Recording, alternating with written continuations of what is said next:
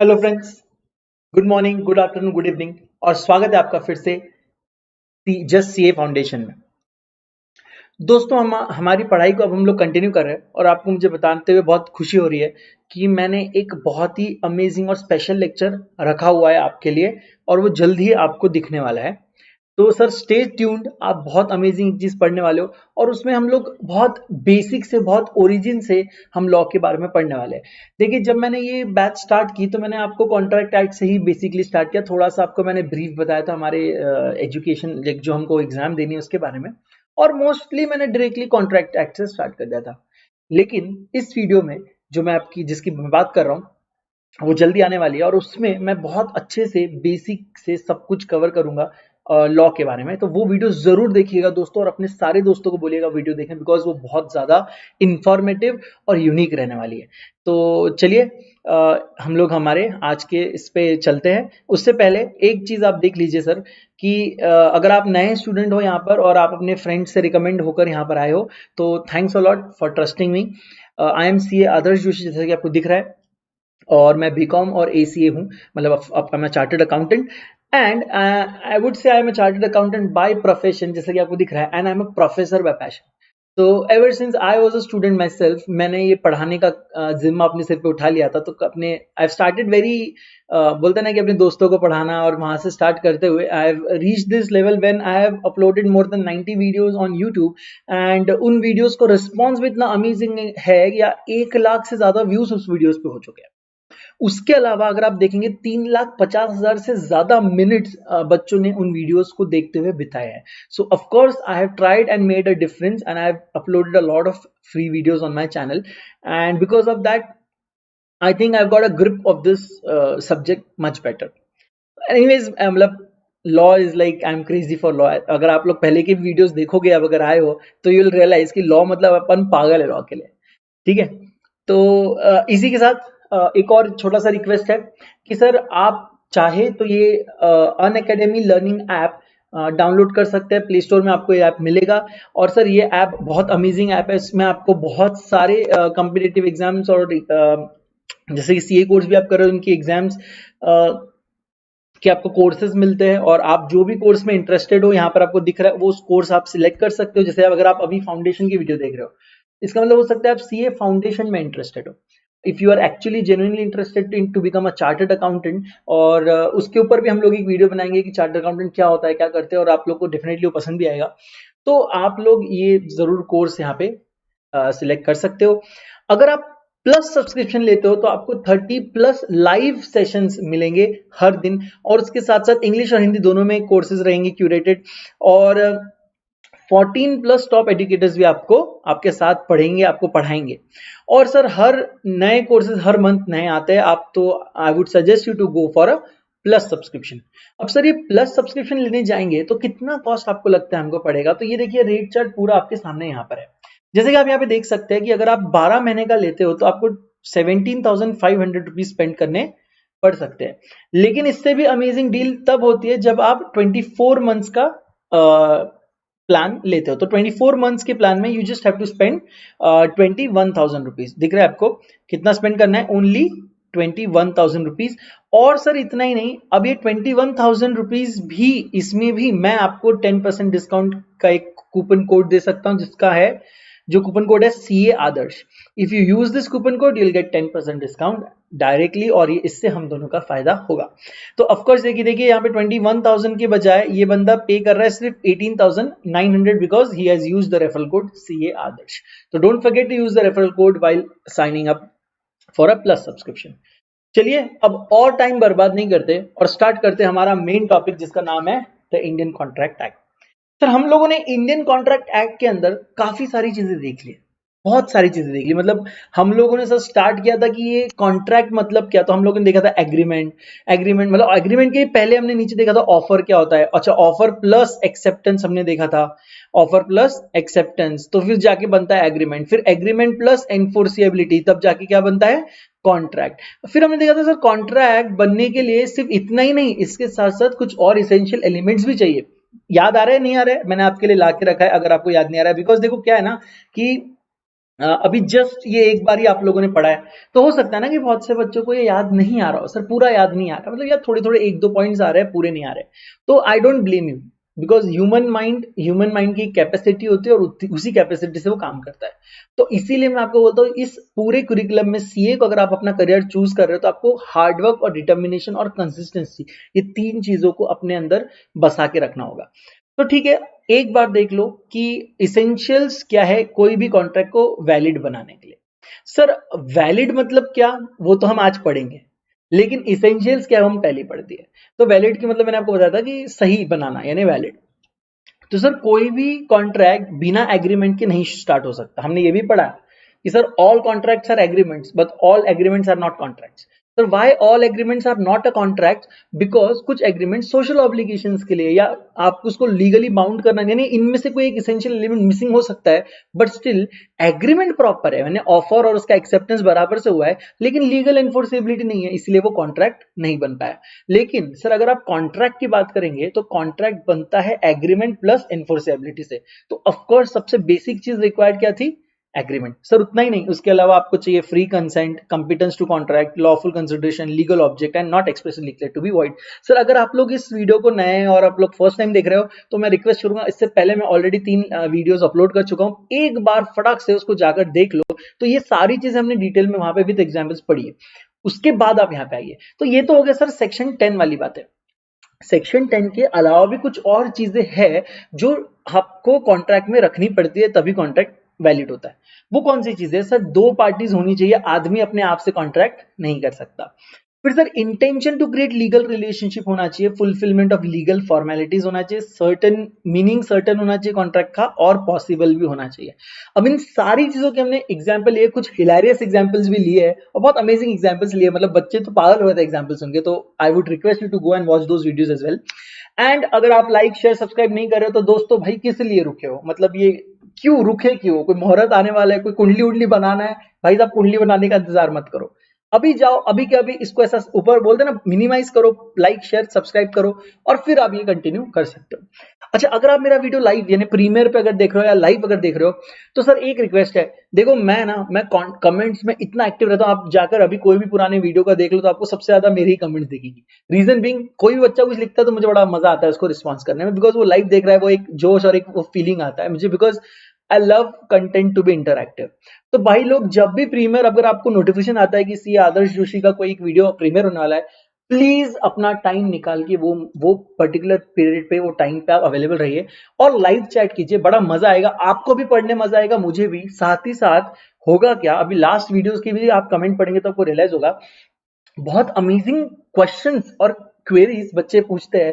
हो सकता है वो क्वेरीज आपको भी आए, तो आप भी वो क्वेरीज मुझसे लाइव उस सेशन में सॉल्व करवा सकते हो, और अगर आपको नहीं आ रहे, किसी और को आ रहे, तो वो क्वेरीज आप मतलब ऑफ कोर्स वो क्वेश्चन आंसर्स पढ़ के आप भी ज्यादा क्लैरिटी लेकर आ सकते हो। तो सर अभी तो मैं अभी तक सिलेबस पे ही चल रहा हूँ, लेकिन बीच बीच में कुछ ऐसे ऐसे भी कंटेंट्स में डालने वाला हूँ जो सिलेबस के एंसिलरी रहेंगे, मतलब जो अभी मैंने आपको एक स्पेशल कंटेंट की बात की जो अब अपकमिंग है, उसमें आपको लॉ के बारे में समझेगा। ऐसे बीच बीच में देखो क्या होता है ना, अगर मैं एक साथ अपनी राम कहानी शुरू कर दूं तो बच्चे थोड़ा बोर हो जाते हैं कि सर अब कंटेंट तो मतलब ऐसे कुरिकुलम में सर आप कुछ क्यों नहीं पढ़ा रहे, आप सिर्फ बाहर की या इधर उधर की बातें करते हैं। अगर मैं पूरा कंटेंट पढ़ाने लगूं तो बच्चे बोलेंगे सर आपने तो वो बेस या वो एक जो होता है ना वो तो दिया ही नहीं सर, आप डायरेक्टली कॉन्ट्रैक्ट एक्ट और पूरा प्रोविजन पे चालू हो गए। तो सर हम दोनों चीजें कवर करेंगे, और ऐसी कवर करेंगे ना कि भाई चल पढ़ते पढ़ते बोर हो गया क्या, चलो कुछ अलग लेकिन इंफॉर्मेटिव करते हैं, और चल बहुत सारा अलग अलग हो गया है, नहीं नहीं अब वापस हम अपने पढ़ाई पे आते हैं, बिकॉज दिस इज समथिंग जो पढ़ के आपको मार्क्स मिलने वाले हैं।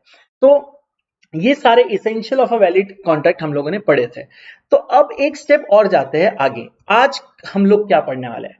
तो आज हम लोग ना बहुत अमेजिंग सा एक चीज पढ़ने वाले हैं जो आपको यहाँ पे नजर भी आएगा, वो है जादू। क्या, टाइप्स ऑफ कॉन्ट्रैक्ट्स। सर कितने प्रकार के कॉन्ट्रैक्ट्स हो सकते हैं भाई लोग, अगर आप ये पूरा चैप्टर के बारे में पढ़ो तो ये सबसे इंपॉर्टेंट कंसेप्ट पे अभी हम लोग आ चुके हैं, बिकॉज बिकॉज सर इसमें जितने डिटेल में जो चीजें बताई है ना, यही आपको एग्जाम में आएगी और ये बहुत अमेजिंग तरीके से बताइए। तो अब ये जो पार्ट हम लोग पढ़ने जा रहे हैं, इसको प्लीज बहुत ज्यादा ईमानदारी से पढ़ो, आपकी आत्माएं जैसा कि मैं हमेशा बोलता हूँ, अगर वो आपकी आत्मा आपका शरीर छोड़ के चली गई है या आप चैटिंग में या कोई और चीज में टाइम पास में लग गए हो, तो कृपया करके अपनी आत्मा को अपने शरीर में लाइए या आप अपना ध्यान वापस से इसमें लाइए। यहां से इस वीडियो में बहुत इंपॉर्टेंट कंसेप्ट स्टार्ट होने वाला है। अच्छा, इसी वीडियो में सब कुछ खत्म भी नहीं होगा, आपको भी पता है, बिकॉज हम लोग क्या करते हैं ना, कोई भी नॉलेज छोटा छोटा करके लेते हैं और बार बार रिवाइज करते हैं ताकि वो दिमाग में रहे। ऐसे नहीं कि एक साथ राम कहानी की तरह बैठ गए और पूरे की पूरी स्टार्ट टू एंड पढ़ लिया और बाद में कुछ याद नहीं आ रहा है। तो इसीलिए एटलीस्ट हम लोग ट्राई करेंगे कि sir on the basis of validity वाले हम सारे आज कवर कर ले। तो आप लोग को मेरे साथ उतना टाइम देना पड़ेगा। तो सबसे पहले कितने टाइप होते हैं, तो हमने 3 कैटेगरी में इसको डिवाइड किया जो कि आपको यहाँ पे दिख रहा है। सबसे पहला कैटेगरी है वैलिडिटी एंड और एनफोर्सिबिलिटी, जिसको हम बोलते हैं, क्या बोलते हैं, वैलिडिटी और एनफोर्सिबिलिटी। सर वैलिडिटी मतलब कि भाई कॉन्ट्रैक्ट वैलिड है या एनफोर्सेबल है कि नहीं, उसके बेसिस पे कुछ टाइप्स ऑफ कॉन्ट्रैक्ट्स बताए हैं, वो आज हम पढ़ने वाले हैं। For example, what do you mean by valid contract, ये भी एक टाइप है ना, वैलिडिटी के बेस पे एक टाइप है कि भाई ये कॉन्ट्रैक्ट, हम बोलने के लिए बोलते हैं अरे ये तो वैलिड कॉन्ट्रैक्ट है। फिर हम ऐसा भी बोल सकते हैं अरे ये तो वॉइड कॉन्ट्रैक्ट है। सर वॉइड कॉन्ट्रैक्ट मतलब ऐसा कॉन्ट्रैक्ट जो इनवैलिड है और ऑफ कोर्स नॉट एनफोर्सेबल है, हम लोग पूरा डिटेल में पढ़ेंगे। फिर सर हो सकता है वॉइडेबल कॉन्ट्रैक्ट, और अगर आप लोगों ने मेरी वीडियोस 1, 2 और 3 देखी है तो एक वीडियो में मैंने आपको, यस वेरी गुड, मैंने आपको वॉइडेबल कॉन्ट्रैक्ट के बारे में भी बताया था। हम लोग के सामने फ्री कंसेंट, अगर आपको याद है तो फ्री कंसेंट के केस में हमारे सामने वो वर्ड आया था वॉइडेबल कॉन्ट्रैक्ट। तब मैंने आपको बोला था एक बेसिक अंडरस्टैंडिंग दी थी और आज उसी अंडरस्टैंडिंग को और क्लैरिटी मैं देने वाला हूं। तो वॉइडेबल कॉन्ट्रैक्ट मतलब ऐसे कॉन्ट्रैक्ट जो किसी एक पार्टी के ऊपर ऑप्शन होता है कि whether that party wants to make it a valid contract और एन इनवैलिड कॉन्ट्रैक्ट, यानी वॉइड कॉन्ट्रैक्ट। मैंने आपको ड्रॉ करके भी दिखाया था, मेरा पेन नहीं चल रहा था उस मोमेंट पे, बट देन वो मैंने उसको ठीक कर दिया था बाद में। तो वो मैंने आपको बताया था कि वॉइडेबल से कैसे वो वॉइड वैलिड में जा सकता है या वॉइड में भी जा सकता है, तो ये है वॉइडेबल कॉन्ट्रैक्ट। फिर देखें सर इलीगल कॉन्ट्रैक्ट, ये हमने देखे नहीं, हम लोग आज देखने वाले। ऑफ कोर्स नाम ही आपको बता देता है सर, इलीगल कॉन्ट्रैक्ट मतलब ऐसे कॉन्ट्रैक्ट जो कुछ गलत काम करने के लिए लगाए हो। और आता है सर लास्ट में अनएनफोर्सेबल कॉन्ट्रैक्ट्स, और ये भी हम लोग देखेंगे विद एग्जांपल क्या होता है। और इसके एग्जांपल्स तो आपको मॉड्यूल में भी नहीं मिलेंगे, बट मैंने आपके लिए लेकर आया। ठीक है सर, इसके अलावा सर ये तो एक टाइप हो गया, ये तो एक क्लासिफिकेशन हो गया। दूसरा क्लासिफिकेशन है फॉर्मेशन का। क्या है, फॉर्मेशन का। सर फॉर्मेशन में बोला है कि कॉन्ट्रैक्ट बनते कैसे हैं, जिस तरह से बने उस टाइप का कॉन्ट्रैक्ट बोलेंगे। For example express contract. Sir express मतलब आपने बोल दिया या तो लिख के दिखा दिया। इम्प्लाइड कॉन्ट्रैक्ट, बिन कुछ कहे बिन कुछ सुने, ऐसे भी सर कॉन्ट्रैक्ट होते हैं क्या सर, क्या बात कर रहे हो, अरे आपको बहुत कुछ पढ़ना भी बाकी है। कुछ कॉन्ट्रैक्ट्स बिना कुछ बोले भी हो जाते हैं, तो वो भी आपको इसमें पढ़ने मिलेगा और बहुत अमेजिंग मजा आएगा। एक्चुअली आप इम्प्लाइड कॉन्ट्रैक्ट और जो क्वाजी कॉन्ट्रैक्ट्स होते हैं, इसमें जो मजा आएगा, इसका कंसेप्ट तो मैं अब कचरा करूंगा ही नहीं, मतलब इसका जो सस्पेंस और इसका जो मजा है वो उस मोमेंट पे हम लेंगे और बहुत मजा आने वाला है आपको। फिर है ई कॉम कॉन्ट्रैक्ट्स। इसके अलावा सर परफॉर्मेंस के बेस पे भी हम कैटेगराइज कर सकते हैं, जैसे एग्जीक्यूटेड कॉन्ट्रैक्ट्स जो कि एग्जीक्यूट हो चुके हैं, एग्जीक्यूटरी कॉन्ट्रैक्ट्स, और एग्जीक्यूटरी कॉन्ट्रैक्ट्स में भी मतलब जो होने बाकी है या हो रहे हैं, उसमें भी सर दो हो सकते हैं, यूनिलैटरल और बायलैटरल। यूनिलैटरल मतलब किसी एक पार्टी का बचा है, बायलैटरल यानी दोनों पार्टीज का परफॉर्मेंस बचा हुआ है। अभी मैंने आपको बहुत बेसिक टर्म्स में ये सारी चीजें बताई है।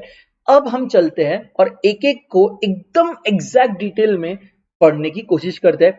अभी ये बताने का रीजन ये है कि एक बार ये सारी चीजें आपके दिमाग में आ गई तो आपको ना एक चार्ट बनते जाता है। अगर आपने नोट किया होगा तो मैं हर लेक्चर के आसपास आपको एक ना एक चार्ट दिखाता हूँ। रीजन बीइंग कि वो कंसेप्ट क्या है और हम लोग किस डायरेक्शन में पढ़ते जा रहे हैं, आपको समझना चाहिए, क्योंकि लॉजिकली हम पढ़ रहे हैं और आप लॉजिकली ही रिवाइज करेंगे। चलिए फिर लेट्स गो अहेड। सबसे पहले हम लोग स्टार्ट कर रहे हैं on the basis of validity, और सबसे सिंपल और बेसिक टाइप का कॉन्ट्रैक्ट होता है valid contract. Sir valid contract मतलब ऐसे कॉन्ट्रैक्ट जो सही है, वैलिड है, एनफोर्सेबल है और बाइंडिंग है, तो इसको बोलते हैं वैलिड कॉन्ट्रैक्ट। सर इसका मतलब क्या बोलना चाहते हो, बाइंडिंग मतलब क्या। फॉर एग्जाम्पल मिस्टर ए बोलता है कि I wish to sell my house at ₹1 crore। तो ये तो हो गया सर विश, मतलब this is an offer, this is a proposal. Mister B बोलता है I am interested in the proposal. In the proposal.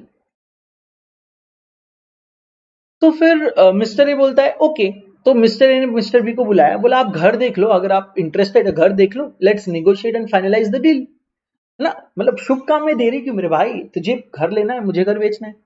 Mister B गए mister A के घर, उन्होंने घर देखा, इंस्पेक्ट किया, उनको पसंद आया, बट वो बोलते हैं नहीं यार 1 करोड़ लायक नहीं है, एक काम करते हैं we can seal a deal in 80 lakhs। लेकिन मिस्टर ए बोलता है यार 1 करोड़ कहाँ, 80 lakhs कहाँ, मतलब समझ रहेगा 20 लाख का ऐसा मैं नुकसान नहीं करा सकता। ठीक है, तो फिर क्या करें? तो बोलता है काम करते हैं 90 lakhs में हम ये डील फाइनलाइज कर लेते हैं। क्या ऐसे ही नेगोशिएशन होता है? सर आप बोलेंगे सर ये तो सब्जी थोड़ी ना है जो ऐसे नेगोशिएट करते हैं। सर कोई भी कॉन्ट्रैक्ट बिना नेगोशिएशन के नहीं होता। तो यहां पर भी नेगोशिएशन हुआ और दोनों पार्टी ए और पार्टी बी, दोनों पार्टी 90 lakhs पे एग्री हो गई।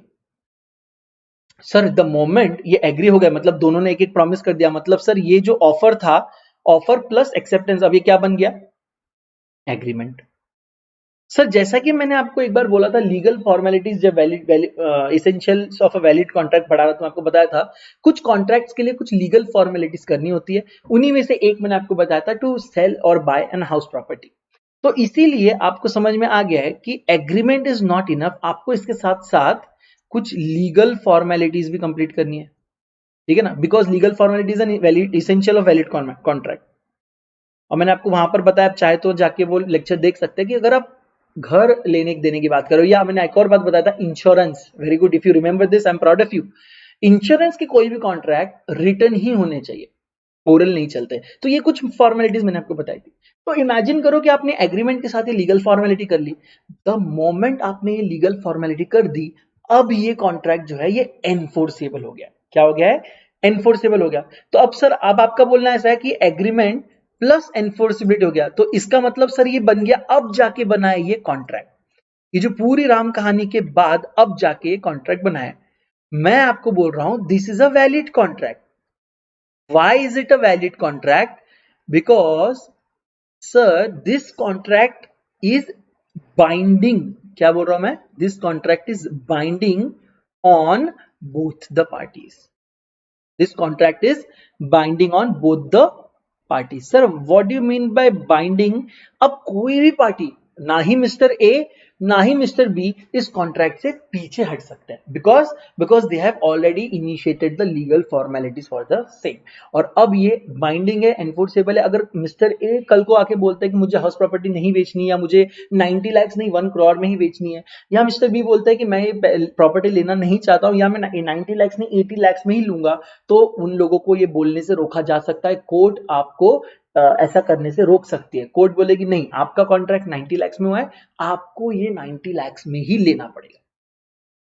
ठीक है, तो इसका मतलब सर जब भी कोई एग्रीमेंट, देखो ध्यान से देखो, अब ये पॉइंट ध्यान से देखो, N agreement which is binding and enforceable is a valid contract.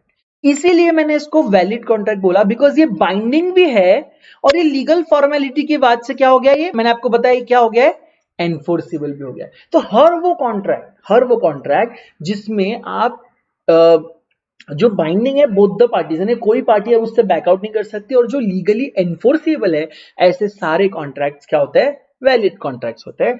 और इट कंटेन्स, और एक और चीज, अभी एक और लाइन अगर आपके पास हाईलाइटर है तो आपको यूज करना है, अगर नहीं है तो ऐसे आप ब्रैकेट कर सकते हैं। It contains all the essential elements of a valid contract.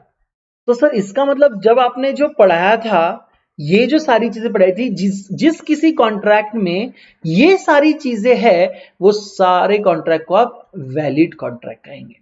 क्या बोलेंगे? Valid contract. और यहां लिखा भी है कि भाई ये सारी चीजें अगर है, ये 11 चीजें अगर है, तो आपका कॉन्ट्रैक्ट क्या है? आपका कॉन्ट्रैक्ट है वैलिड कॉन्ट्रैक्ट। तो सर इसका मतलब ऐसा भी होता है क्या कि इनमें से कुछ भी अगर मिसिंग है तो कॉन्ट्रैक्ट वैलिड नहीं है?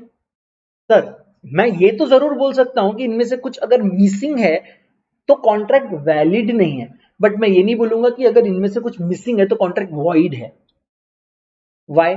Because sir there are many other types of contract as well. For example voidable contract हो सकता है कि आपका फ्री कंसेंट नहीं है ड्यू टू कोएर्शन, लेकिन that doesn't make a contract void।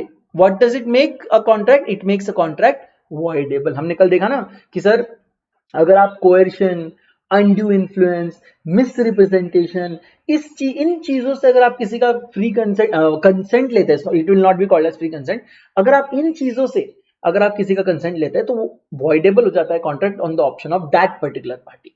तो इसलिए मैं बोलूंगा कि अगर ये सारे 11 पॉइंट्स अवेलेबल है, उसमें है, मौजूद है, तो वो कॉन्ट्रैक्ट माना जाएगा वैलिड कॉन्ट्रैक्ट।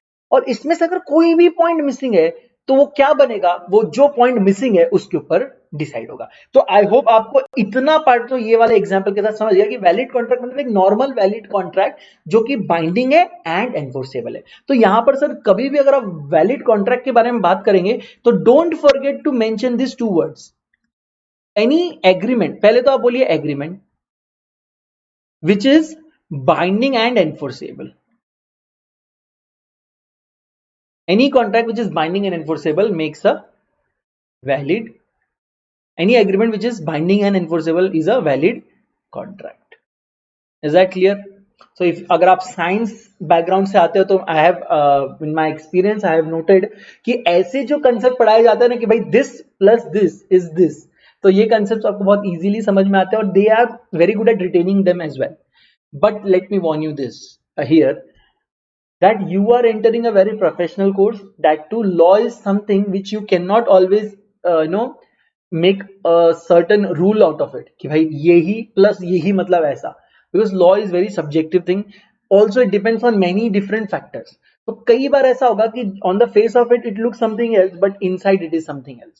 तो ऐसे हर जगह आप लाइफ में एक्सपेक्ट मत करना कि लॉ में always there will be rules like this. अभी आप बेस लेवल पे हो तो आपको कुछ ऐसे रूल्स मिल जाएंगे कि भाई agreement plus enforceability is contract and then agreement which is binding and enforceable is a valid contract, और all agreements having all the essentials of valid contract becomes a valid contract. So कुछ rules अभी बन जाएंगे, but then जैसे जैसे आप progress करेंगे इस करिकुलम में काफी कम रूल्स ऐसे होंगे और काफी चीजें आपको अपने नॉलेज और इंटेलिजेंस लेवल पे समझनी पड़ेगी। तो be prepared for that and I have utter faith in you कि आप लोग कर लोगे। ठीक है, चलिए आगे। तो अब हम जाते हैं सर इसके एग्जैक्टली अपोजिट कॉन्ट्रैक्ट पे जिसको हम बोलते हैं void contract. Sir void contract मतलब ऐसे कॉन्ट्रैक्ट जो वैलिड नहीं है। सिंपल है सर, आप कुछ अलग पढ़ा रहे हो मतलब, है ना सर। उसका डेफिनेशन लेकिन अलग दिया, बहुत अमेजिंग डेफिनेशन है और आप देख लो यहां पे सेक्शन 2 क्लॉज जे के अंदर बोला गया है a contract which ceases to be enforceable by law becomes void when it ceases to be enforceable। तो कोई भी कॉन्ट्रैक्ट, अब देखो सबसे पहले उसने वर्ड यूज किया है अन कॉन्ट्रैक्ट, इसके पहले अगर आप देखेंगे तो इसके पहले वाली स्लाइड पे उसने वर्ड किया था एन एग्रीमेंट। देख रहे हो क्या मेरे भाई, पीछे क्यों जा रहा है, मैं तेरे को बोलूंगा तब जाना ना। हाँ नहीं सुन रहा है ये। यहां पर वो बोल रहा था, यहां पर वो क्या बोल रहा है कि N agreement which is binding and enforceable is a valid contract. लेकिन जब आप नेक्स्ट लेवल पे आते हो ना, यहां पर वो एग्रीमेंट नहीं बोल रहा है, वो यहां पे कौन सा वर्ड यूज कर रहा है, अ कॉन्ट्रैक्ट। तो इसका मतलब एग्रीमेंट प्लस एनफोर्सेबिलिटी थी वहां पर, एग्रीमेंट प्लस एनफोर्सेबिलिटी थी बिकॉज ऑफ कॉन्ट्रैक्ट था ना।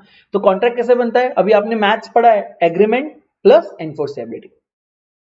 तो sir it was a contract but something happened and now it is not enforceable। अब अगर आप देखेंगे, अब ये जो ऊपर लिखा है अगर आप इसको देखिए, any contract which is not enforceable, तब आप बोलोगे सर ये तो कॉन्ट्रैक्ट हुआ ही नहीं ना। सर कोई भी कॉन्ट्रैक्ट बनने के लिए एग्रीमेंट प्लस एनफोर्सेबिलिटी चाहिए। अब आप बोल रहे हो कि भाई ये पर्टिकुलर कॉन्ट्रैक्ट था लेकिन अब इस कॉन्ट्रैक्ट के अंदर से एनफोर्सेबिलिटी निकल गई है, सर इसका मतलब तो वो नॉर्मल एग्रीमेंट बन गया, अब वो कॉन्ट्रैक्ट नहीं है। मैं भी जानता हूं कि वो कॉन्ट्रैक्ट नहीं है, पूरा लॉ जानता है, पूरी दुनिया जानती है कि any contract which is not enforceable is not a contract at such, but you will have to identify a contract like this. कुछ तो नाम देना पड़ेगा because it was an agreement, it was a contract earlier, now it is not a contract. तो ऐसा कुछ हुआ होगा बीच में जिसकी वजह से वो एनफोर्सेबिलिटी लूज हो गई, बट दैट डजंट मीन कि वो कॉन्ट्रैक्ट पहले भी कॉन्ट्रैक्ट नहीं था। तो इसीलिए उसको आइडेंटिफाई करने के लिए एक कि भाई चलिए जो कॉन्ट्रैक्ट है ये इसको वॉइड बोलेंगे हम, क्यों, जस्ट टू आइडेंटिफाई। कि भाई ये अब वैलिड नहीं है, बिकॉज एग्रीमेंट बोल दोगे तो उसको थोड़ा ना समझेगा कि ये एग्रीमेंट पहले कॉन्ट्रैक्ट था और अब एग्रीमेंट बना है। तो किसी का भी जब अभी यहाँ पे क्या हुआ है, यहाँ पे समझ लो ना, किसी का प्रमोशन की जगह डिमोशन हो गया है, तो यहाँ पे कॉन्ट्रैक्ट का डिमोशन हो गया है। तो इसीलिए मैं बोल रहा हूँ पहले कॉन्ट्रैक्ट था, अब नहीं है। क्यों नहीं है अब कॉन्ट्रैक्ट? बिकॉज एनफोर्सिबिलिटी चली गई। सर ये कैसे चली जाएगी? हम एग्जाम्पल में देखेंगे, वो डरो मत। मैथ समझो कि कॉन्ट्रैक्ट से अगर एनफोर्सेबिलिटी निकाल दो तो वो एग्रीमेंट बचता है सर, सिंपल। लेकिन उस कॉन्ट्रैक्ट को, जो पहले कॉन्ट्रैक्ट हुआ करता था और अब एग्रीमेंट बचा है, उसको आइडेंटिफाई करने के लिए हमने एक नया टाइप ऑफ कॉन्ट्रैक्ट बनाया है जिसको हम बोलते हैं वॉइड कॉन्ट्रैक्ट। अगर आप ये आखिरी लाइन पढ़ोगे तो मैं जो कहना चाह रहा हूं वो आपको ये लाइन क्लियरली बताएगी। ये लाइन बोलती है, it may be added by way of clarification here that when a contract is void it is not a contract at all, because to become a contract you need enforceability as well as agreement, and now as there it is not enforceable, it is not a contract, but for the purpose of identifying it, it is called as void contract.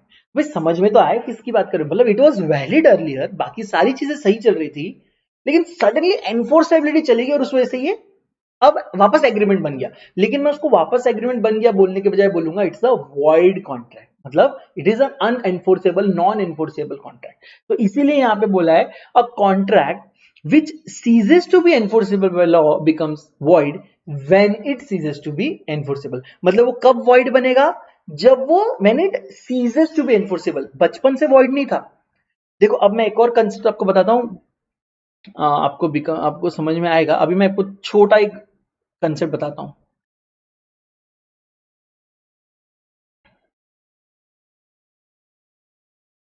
ये एक concept आपको अभी आगे आने वाला है, void ab initio. क्या बोलते हैं? वापस बोलो मेरे साथ, वॉइड एब इनिशियो। फिर से, वॉइड एब इनिशियो। इसका मतलब होता है void since the very beginning, कि भाई जब ये बना था ये तब से वॉइड था। यहां पर वैसा नहीं है, यहां पर जब बना था तो हो सकता है वैलिड हो, लेकिन बाद में ऐसा कुछ हुआ कि एनफोर्सेबिलिटी चली गई, इसलिए अब वो वैलिड कॉन्ट्रैक्ट से डिमोट होके क्या बन गया? एग्रीमेंट बन गया, या जिसको आइडेंटिफिकेशन के लिए आप बोल सकते हो वैलिड से अब क्या बन गया? वॉइड बन गया।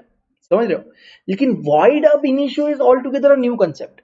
वॉइड अब इनिशियो बोलता है it was never a valid contract, it was never a valid contract, it was always void, it was void since the very beginning of the contract। जिस दिन ये कॉन्ट्रैक्ट बनने वाला था ना तभी से ये void था।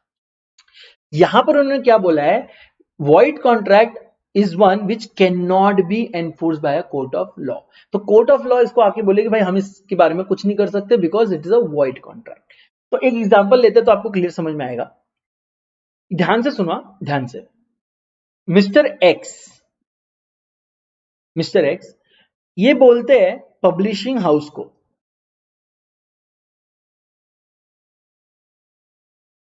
कि भाई साहब मैं आपके लिए एक बुक लिखूंगा। समझ रहे हो? जेके रॉलिंग पता है ना, writer of what, Harry Potter series. और अभी आपको वो अपना इसका नाम क्या था यार, बहुत अमेजिंग सा एक राइटर था ना, अपना गेम ऑफ थ्रोन्स लिखा था उसने। ओके मैं उसका नाम भूल रहा हूँ, बहुत अमेजिंग है यार, एजेड है। अच्छा आपको नाम याद आ रहा होगा तो प्लीज लिखो यार इसमें, मैं रुकता हूँ, है ना, कमेंट में लिखो, ठीक है। तो वो ऐसे अगर writer, suppose mister x is also writer like this, and he wishes to write a book for public, actually he doesn't wishes, he is already agreeing to it, मतलब वहां पे एक कॉन्ट्रैक्ट बन गया है, एग्रीमेंट है, एनफोर्सेबिलिटी सब कुछ है। तो एक्स बोलता है कि मैं आपके लिए एक किताब लिखूंगा, लेकिन एक दुर्घटना में एक्स की मृत्यु हो जाती है। ठीक है, हाँ अफसोस, मुझे भी बहुत अफसोस हुआ, इसलिए मैंने वहां पे मिस्टर एक्स लिखा, किसी रिनाउंड राइटर का नाम नहीं लिखा, अदरवाइज मुझे भी दुख होता। I also love to read books. तो मुझे ऐसा लगता है, अब देखो अब सीन क्या है, मिस्टर एक्स ने प्रॉमिस तो किया था, मतलब प्रॉपर वैलिड कॉन्ट्रैक्ट बनाया था कोई। अच्छा ये कॉन्ट्रैक्ट में कुछ गड़बड़ थी क्या? मिस्टर एक्स ने कॉन्ट्रैक्ट किया कि मैं आपके लिए किताब लिखूंगा, इसमें कोई गड़बड़ नहीं, it's a perfectly valid contract, इसमें सारे इसेंशियल्स ऑफ वैलिड कॉन्ट्रैक्ट है। बट उस the moment mister X dies it is not enforceable. अब पब्लिशिंग हाउस किसके अगेंस्ट में केस डालेगा? भाई जो काम जिसने करना चाहिए उसी ने करना चाहिए ना। अब मिस्टर एक्स मर गया है तो अब और उसकी आत्मा तो बुक नहीं लिखेगी। तो इसीलिए क्या हुआ, ये इम्पॉसिबल टू कंप्लीट हो गया। अब देखो ना, मिस्टर एक्स डाइड मतलब ये क्या हो गया, इम्पॉसिबल कॉन्ट्रैक्ट हो गया ना। हमने क्या देखा है, हमने देखा है इसेंशियल ऑफ वैलिड कॉन्ट्रैक्ट में that contract should always be possible, it should always be possible to perform the contract. The moment mister X dies there is no possibility of contract. The moment, ये देखो ना, essential of valid contract में दिख रहा है ना possibility of contract performance. अभी possibility of performance है क्या, लिखो लिखो, है क्या, लिखो फटाक से, yes no, is there a possibility of contract now X died? No, exactly, of course no, he can not, मतलब उसकी आत्मा आके तो नहीं लिखेगी। तो अगर ये इम्पॉसिबल हो गया, इसका मतलब उसने ये वाला जो वैलिडिटी है खो दिया। अगर उसने ये वैलिडिटी खो लिया, इसका मतलब ये वैलिड कॉन्ट्रैक्ट तो नहीं है, फिक्स। लेकिन ये अब वॉइड बन जाता है। क्या बन जाता है? वॉइड बन जाता है। हर केस में वैलिड कॉन्ट्रैक्ट का वॉइड नहीं बनेगा, लेकिन जब भी लीगली एनफोर्स नहीं कर, किसके अगेंस्ट में एनफोर्स करोगे, वो एक्स ही मर गया, तब जब एनफोर्सिबिलिटी नहीं रही, इसीलिए वो वॉइड बन गया है। ठीक है। Thus a void contract is one which cannot be enforced by a court of law. ठीक है। तो यहाँ पर ये जो एग्जांपल है उसी बारे में, mister X agrees to write a book with the publisher, after few days X dies in an accident, here the contract becomes void due to impossibility of performance of the contract. Let's go ahead. We have one more example. यहां पर देखो, a contract with B, B कौन था, owner of a factory, for supply of 10 tons of sugar. एक contract हो रहा था B के साथ, बी को बोला गया था कि मैं आपको 10 टन शुगर बेचूंगा। लेकिन बी के फैक्ट्री में लग गई आग, और जैसे बी के फैक्ट्री में आग लगी, सब कुछ जल के राख हो गया। तो सर ये कॉन्ट्रैक्ट भी वॉइड हो जाएगा। क्यों? तो सब कुछ जल के राख हो गया, अब वो शुगर का क्या है, करेंगे क्या, कुछ नहीं कर सकते। तो अब उसके, अच्छा क्या आग उसके कंट्रोल में थी? नहीं। तो वहां पर फिर से पॉसिबिलिटी पे शक हो गया ना। अब कैसे आप उसको शुगर देंगे, कैसे देंगे, पूरा आग लग गया, जल की खाक हो गया, अभी कहां से शुगर बनेगी, कहां से देंगे, कहां से स्टोर करेंगे, कुछ पॉसिबल नहीं। इसीलिए दोनों इंटेंशन से अगर आप देखेंगे तो आपको समझ में आएगा कि it is also void, because it is not possible to perform that contract now. ठीक है।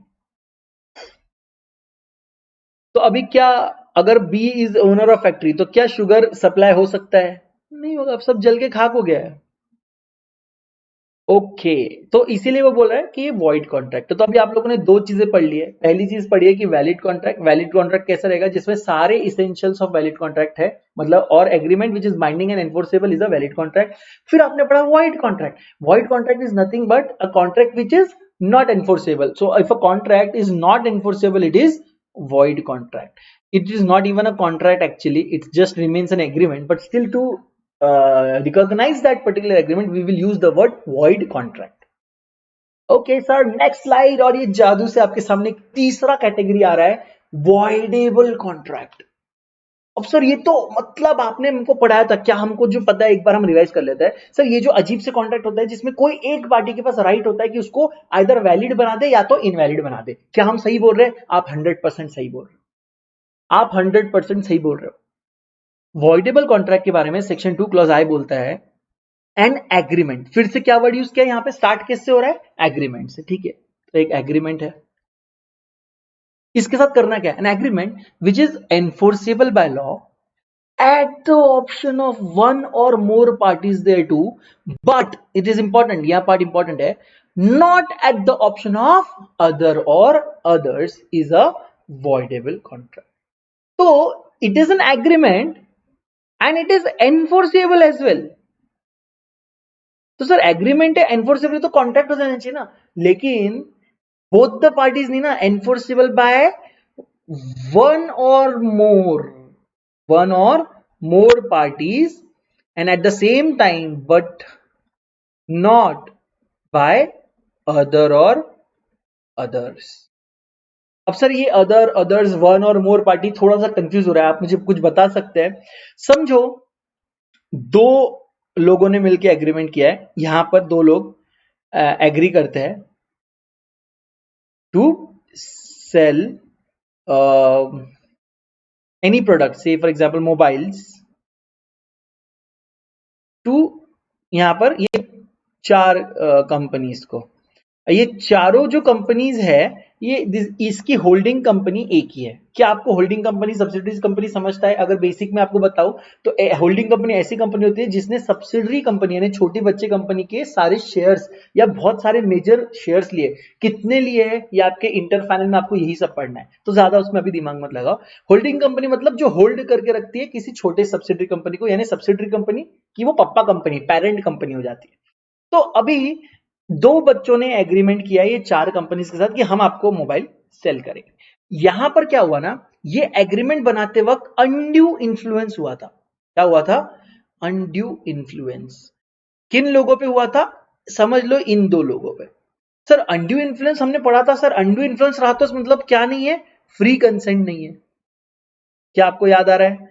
अनड्यू इन्फ्लुएंस है इसका मतलब फ्री कंसेंट नहीं है। क्या क्या पढ़ा था हमने? Coercion, mistake, misrepresentation, fraud, undue influence, ये 5 चीजें पढ़ी थी। इसमें से मिस्टेक को छोड़ दो। सर मिस्टेक को क्यों छोड़ो?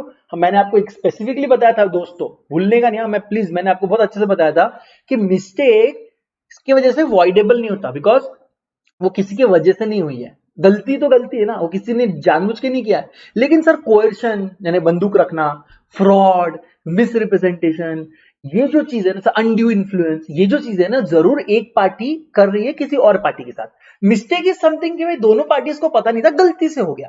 तो मिस्टेक वाले को हम वॉइडेबल नहीं बनाते। ध्यान से देखो, मिस्टेक वालों को हम वॉइडेबल नहीं बनाएंगे, वॉइड कर देंगे उसको। लेकिन मिस्टेक को छोड़ के जो चार बचते हैं ना, कौन से? कोएर्शन यानी बंदूक लगाना, फ्रॉड, अनड्यू इन्फ्लुएंस और मिस रिप्रेजेंटेशन, ये किसी ना किसी एक पार्टी ने गलत इंटेंशन से किया है किसी और पार्टी के साथ। ये चारों केस में ये फ्री कंसेंट, ऑफ कोर्स पांचों केस में फ्री कंसेंट नहीं होती, लेकिन ये चारों के केस में कॉन्ट्रैक्ट जो है वो वॉइड नहीं होता, वॉइडेबल होता है। ठीक है, ये हमने आपको बहुत अच्छे से क्लियर समझाया। आप प्लीज देखो, 4 और 1 में डिवाइड करता हूं मैं जो 5 थिंग्स है। कौन से 5 थिंग्स है? फ्रॉड, मिस रिप्रेजेंटेशन, बोलो मेरे साथ, एग्जाम में आएगा दोस्तों ये। फ्रॉड, मिस रिप्रेजेंटेशन और बोलो ना, अभी 10 बार बोला, कोएर्शन, और लिखो लिखो नीचे लिखो, फ्रॉड, मिसरिप्रेजेंटेशन, कोएर्शन और अनड्यू इन्फ्लुएंस। ओके, और मिस्टेक। तो ये 5 में से 4 यहां पर आएंगे, ठीक है, और एक मिस्टेक जो है वो यहां पर आएगा। तो ये मिस्टेक वाले केस को मैं वॉइड बोलूंगा डायरेक्टली, और ये चारों केसेस को मैं वॉइडेबल बोलूंगा। समझ रहे हो आप? क्योंकि ये चारों केसेस में क्या है, किसी ने, एक पार्टी ने दूसरे पार्टी के साथ गलत किया है। लेकिन मिस्टेक जो है, ये तो मिस्टेक है भाई, ये तो गलती से हुई, कोई भी पार्टी जानबूझ के नहीं कर रही। तो इसीलिए समझ लो कि यहाँ पे अनड्यू इन्फ्लुएंस यूज हुआ इन दो बच्चों पे, और इसीलिए ये दो बच्चों ने एग्री किया था कि चलो मैं मोबाइल बेचूंगा। तो आपके हिसाब से अगर अनड्यू इन्फ्लुएंस इस 4 में आता है, मतलब ये एग्रीमेंट क्या हो जाएगा? वॉइडेबल।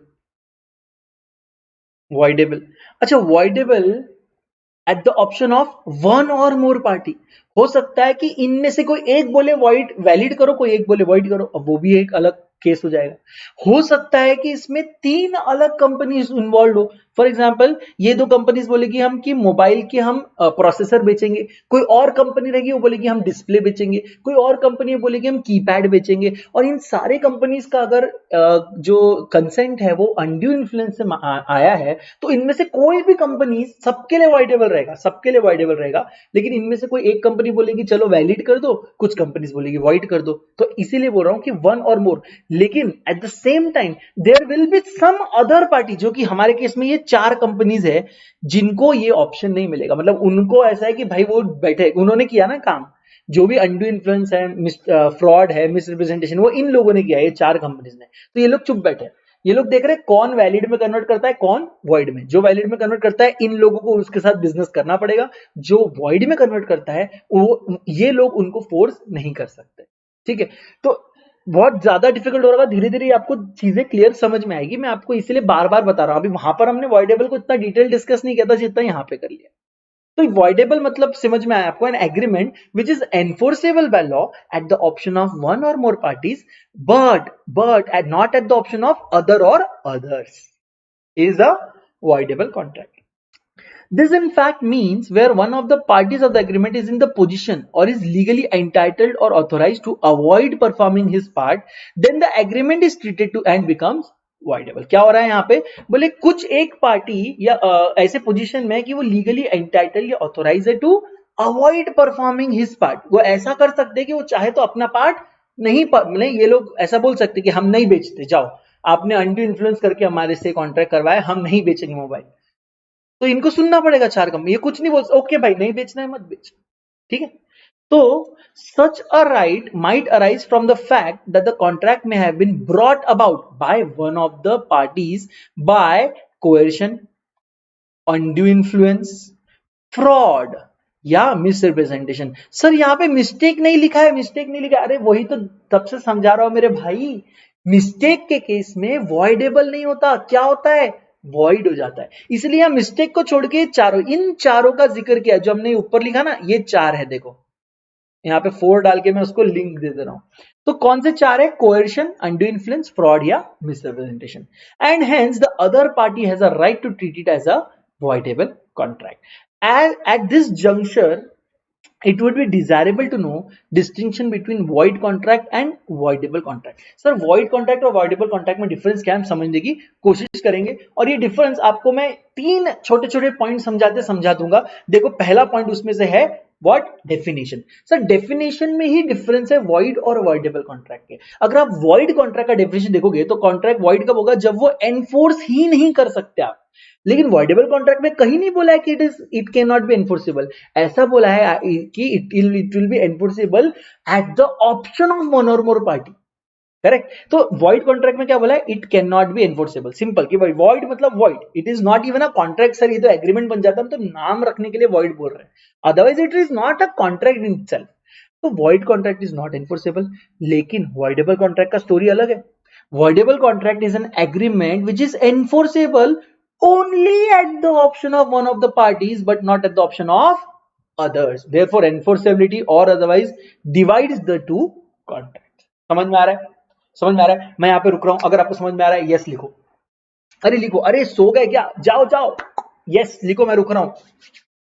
अरे लिखो रे बाबा, ये हाथ जोड़ के मैं प्रार्थना कर रहा हूँ, प्लीज प्लीज प्लीज लिखो यार, लिखो यार, मेरे को इंटरैक्टिवनेस पसंद है अभी, प्लीज। मैं अभी लाइव आएगा ना तब तो तुम लोग की जान खा लेगा मैं, मतलब ऐसा फुल टाइपराइटर लेके बैठ, टाइपराइटर क्या कीबोर्ड लेके बैठने का उस टाइम पे। चलो ये समझ में, अभी तक समझ में आया। वॉइड वॉइडेबल, दो वैलिड, वॉइड और वॉइडेबल, 3 चीजें देख ली। और अभी हम लोग क्या देख रहे हैं कि सर ये वॉइड और वॉइडेबल का डिफरेंस क्या है, ठीक है। ओके अभी आपने एक चीज समझ ली कि डेफिनेशन में सर डिफरेंस है। एक बोलता है नॉट एनफोर्सेबल, कौन सा बोलता है not enforceable, which one is not enforceable, right it down. हाँ हाँ, अबे type please, which one is not enforceable, void वाला। which is which of the following is enforceable by one or more parties, valid contract, void contract, voidable contract, none of the above। which of the following, question पूछ रहा हूं मैं, which of the following is enforceable at the option of one or more parties and not at the option of other or others, valid contract, void contract, voidable contract or none of the above। C, voidable contract is the correct answer। okay ठीक है sir, एक तो definition, और आप कुछ और 2 चीजें बताने वाले थे। अब आता है भाई नेचर। नेचर समझना बहुत जरूरी है, नेचर समझना बहुत जरूरी है। By nature a void contract is valid at the time when it is made but becomes unenforceable and thus void on account of subsequent developments or events like supervening impossibility, subsequent illegality, etc। बहुत ज्यादा amazing concept बोलने की कोशिश की है। जो ये concept बोल रहा है ना, मैं आपको ऑलरेडी पढ़ा चुका हूं। जो ये कंसेप्ट बोल रहा है मैं आपको ऑलरेडी पढ़ा चुका हूं। मैंने आपको जब पढ़ाया था वॉइड कॉन्ट्रैक्ट, देखो वैलिड के वक्त क्या बोला था मैंने कि agreement binding plus enforceable valid. लेकिन जब मैं आपको वॉइड कॉन्ट्रैक्ट पढ़ाया था मैंने आपको बोला था कि भाई शुरुआत तो इसके कॉन्ट्रैक्ट से हुई थी, मतलब it was valid on some at some time but subsequently something happened which made it void. तो मैंने आपको क्या बोला कि पहले वैलिड था, पहले वैलिड था, कुछ तो ऐसा हुआ कि उसकी एनफोर्सेबिलिटी चली गई और उसके बाद ये हो गया इनवैलिड। तो इसीलिए ये जो सब्सिक्वेंट जो हुआ है, तो वो बोल रहा है कि भाई बाय नेचर कोई वाइड कॉन्ट्रैक्ट कोई गलत नहीं है, बाय नेचर कुछ गलत नहीं है, वो बना था तो वो वैलिड था, अच्छा बच्चा था तुम लोगों के और हम लोगों के जैसा। लेकिन आगे चलते चलते उसकी जिंदगी में कुछ ऐसे परिवर्तन आए, कुछ हो सकता है सब्सिक्वेंट इनलीगलिटी आ गई, ऐसा कुछ हुआ कि उसकी वैलिडिटी नहीं बची। या बोलते हैं ना कि जैसे वो मिस्टर एक्स वो मर गया था, वो मर गया तो बेचारा किताब कैसे लिखेगा। तो पहले जब वो बना था कॉन्ट्रैक्ट वैलिड था, लेकिन जो सब्सिक्वेंट इवेंट हुआ, मतलब जो डेथ हुई मिस्टर एक्स की, उसके बाद वो पॉसिबल ही नहीं बचा। अब अगर वो पॉसिबल ही नहीं बचा तो एसेंशियल ऑफ वैलिड कॉन्ट्रैक्ट उसमें से चले गए, और अगर उसके एसेंशियल ऑफ वैलिड कॉन्ट्रैक्ट चले गए और सब्सिक्वेंट वो एनफोर्स नहीं हो पा रहा है, तो हमने उसका नाम क्या कर दिया बदल के, वॉइड कॉन्ट्रैक्ट। तो इसीलिए अगर आप नेचर देखोगे ना वॉइड कॉन्ट्रैक्ट का, तो वो पहले कभी ना कभी एक अच्छा बच्चा वैलिड कॉन्ट्रैक्ट हुआ करता था, अच्छा क्यूट सा बच्चा, से मतलब अरे क्यूट वैलिड कॉन्ट्रैक्ट। लेकिन बाद में उस क्यूट से बच्चे के साथ ऐसा कुछ हुआ कि वो वॉइड हो गया। तो ये बातों को ध्यान रखना है। लेकिन सर वॉइडेबल कॉन्ट्रैक्ट का ना स्टोरी ऐसा नहीं है, वॉइडेबल कॉन्ट्रैक्ट का स्टोरी अलग है। वॉइडेबल कॉन्ट्रैक्ट का स्टोरी ऐसा है सर कि रेप्यूडिएशन, रेप्यूडिएशन मतलब सब्सिक्वेंट डिसीजन आपको उसमें लेना है, सब्सिक्वेंट डिसीजन आइदर उसको एक्सेप्ट करना है या रिजेक्ट करना है। Repudiation of a voidable contract also renders the contract void. तो रेप्यूडिएट करना मतलब आप उसको मना कर रहे हो, आप उसको बोल रहे हो कि नहीं चाहिए। टू रेप्यूडिएट मीन्स टू से नो टू समथिंग। तो आप रेप्यूडिएट करना मतलब आप बोल रहे हो कि भाई मेरे कनपट्टी पे बंदूक रख के आप मेरे कॉन्ट्रैक्ट करा के लेके गए मेरे से, मैं उस कॉन्ट्रैक्ट को नहीं मानता वैलिड। जब आप ऐसा बोलोगे ना तब जाके वो वॉइड होगा, ठीक है। तो रेप्यूडिएशन से वो वॉइड होता है। Similarly, a contingent contract might become void when the occurrence of the event on which it is contingent becomes impossible. For example, अगर आपने कॉन्ट्रैक्ट रखा कि भाई अगर अभी बारिश होती है तो मैं आपको 100 रुपए दूंगा, ये एक नॉर्मल कॉन्ट्रैक्ट है। लेकिन आप दोनों को ऐसा कुछ हुआ कि आप दोनों वो देख ही नहीं पा रहे हो कि बारिश हो रही है नहीं होने वाली। It was a basic contingent. Contingency मतलब इट डिपेंड्स ऑन हैपनिंग और non happening of certain event. Contingency मतलब क्या होता है, जो वर्ड कॉन्टिंजेंट दिख रहा है आपको, contingent means depends upon happening और, अरे और है non happening, what non happening of certain events. Yes मेरे भाई लोग, इसको बोलते हैं कॉन्टिंजेंट। फॉर एग्जांपल जैसे इसको सट्टा लगाना वगैरह सुना होगा आप लोगों ने, अरे भाई इंडिया अगर अभी 300 से ऊपर रन लगाए तो फिर 50 रुपए। ये सब जो कॉन्ट्रैक्ट होते हैं सब कॉन्टिंजेंट है, किसी एक पर्टिकुलर चीज पे डिपेंडेंट है। फॉर एग्जाम्पल अभी सिंपल है, क्रिकेट की बात कर ही लिए, अब कुछ बच्चे यहाँ खुश हो गए, अरे सर क्रिकेट क्रिकेट क्रिकेट। भाई रुक जा, क्रिकेट का एग्जाम्पल ले ले। तो अगर आप क्रिकेट पे बेटिंग कर रहे हो, आपने करना नहीं चाहिए, इट इज इलीगल, बट मैं बता रहा हूँ कोई अगर कर रहा है, दोस्तों दोस्तों में यार कि देख मेरे को लगता है ना भाई आज ये जो है कोहली जो है ये 100 मारेगा, तो लिख के आज ये पक्का 100 मारेगा। आपका दोस्त बोलता नहीं यार इसका ना आज मेरे को थोड़ा सा फॉर्म बिगड़ा लग रहा है, ये आज 50 के अंदर ही रहते हैं किसी किसी के ऐसे दोस्त गंदे से। तो कोहली 100 मारेगा 50 मारेगा, बेटा तुम भगवान हो? नहीं तुम हाईलाइट देख रहे हो, पहले ये बताओ तुम हाईलाइट देख रहे हो? नहीं, तुम क्या देख रहे हो? लाइव मैच, है ना। तो बेटा तुम भगवान हो? नहीं, बट तुम लोग को चूल है। नहीं मैं तो बेट करूंगा, मेरे को लगता है 100 मारेगा, उसको लगता है नहीं मारेगा। तो आप दोनों की लग गई 100 रुपए की शर्त, ठीक है, कि भाई 100 मारे तो आप उससे 100 रुपए लेंगे, अगर उसने 100 नहीं मारे तो आप उसको 100 रुपए देंगे, ठीक है। प्रॉब्लम क्या है ना, बारिश हो गई, मैच जहां चल रहा था बारिश हो गई और match got cancelled. Sir the moment match got cancelled आपका बेट अब इम्पॉसिबल हो गया। क्यों? क्योंकि अब मैच हो गया ना, मैच कैंसल्ड, मतलब ऐसा नहीं बोल रहा हूं मैं postpone, cancel, drop, India wins. अब क्या क्या होगा अब आपके कॉन्ट्रैक्ट का? सर अब गया ना, अब ये तो गया इम्पॉसिबल हो गया ना, अब इसको कैसे पता चलेगा? अब किसी को कुछ नहीं पता चल सकता। तो यहां पर कॉन्ट्रैक्ट हो गया इम्पॉसिबल, ठीक है, ध्यान देना। ऑन द अदर हैंड, बेटा पीछे चले जाना एक जरा। On the other hand voidable contract की बात देखो, voidable contracts would remain valid until it is rescinded by a person who has the option to treat it voidable, ठीक। अब सर ये भी ध्यान से देखो, what do you mean by resigning? Again it means to say no, cancel करना। Resign करना है भाई मैं कैंसिल कर रहा हूं, मैंने नहीं किया था ये। तो वॉइडेबल के केस में कॉन्ट्रैक्ट वैलिड रहता है जब तक कि वो पार्टी इसको वॉइड नहीं करती। मतलब मैंने आपको बताया ना, वॉइडेबल जो रहता है, वॉइडेबल बीच में बैठा होता है और इसके पास दो चीजें बाद में होती है। कौन सी दो चीजें होती है? पहला है वैलिड कर दे, ठीक है, मेरे पीछे तो नहीं चला गया, वैलिड कर दे, और दूसरा है इनवैलिड कर दे। या इसको मैं एक काम करता हूं, नया कुछ आपके दिमाग में नहीं डालता हूं, इसको वॉइड कर दे, ठीक है। तो अगर वो वॉइडेबल कॉन्ट्रैक्ट जहां बैठा है वहां से अगर उसने डिसाइड कर दिया इसको वैलिड करने का, तो वैलिड करेगा भाई, वैलिड।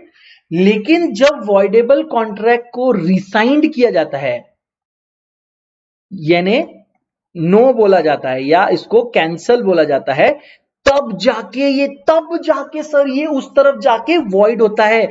जब तक ये बोला ना जाए तब तक आप अज्यूम करेंगे कि ये वैलिड है।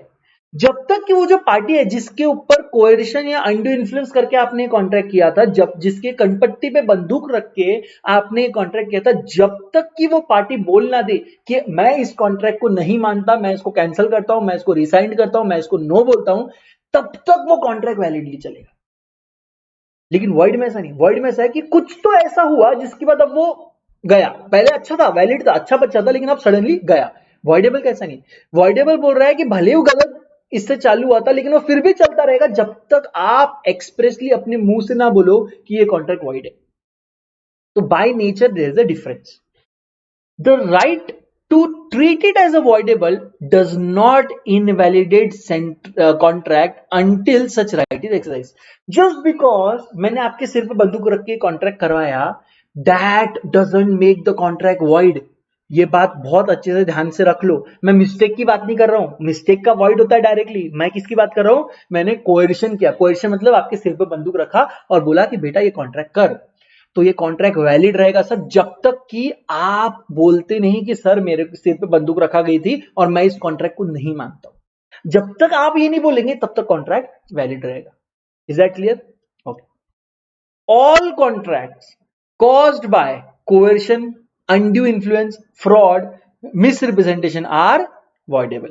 Generally, contract caused by mistakes are void.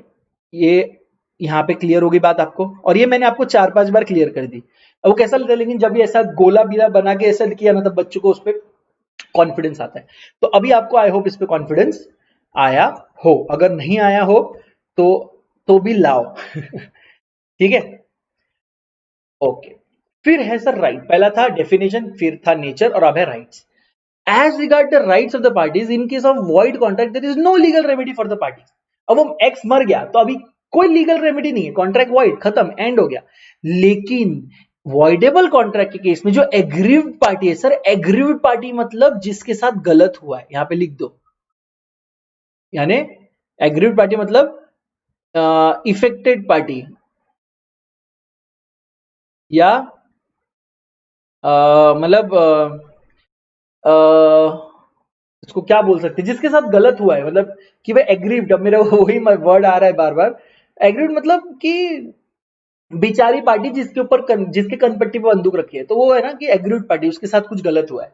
तो जो एग्रीव्ड पार्टी है ना, जब तक वो रिसाइन नहीं करती, अब उसको भी कैसा, अच्छा रीजनेबल टाइम में रिजाइन करना पड़ेगा। The party has the right to resign it within reasonable time. ऐसा नहीं कि आप देख रहे हो, बैठ रहे हो, और जब आपको लग रहा है कि अरे ये तो कॉन्ट्रैक्ट मेरे अगेंस्ट जा रहा है, तब जाके रिसाइन कर रहे हो, 1 साल बाद, 2 साल बाद, नहीं नहीं।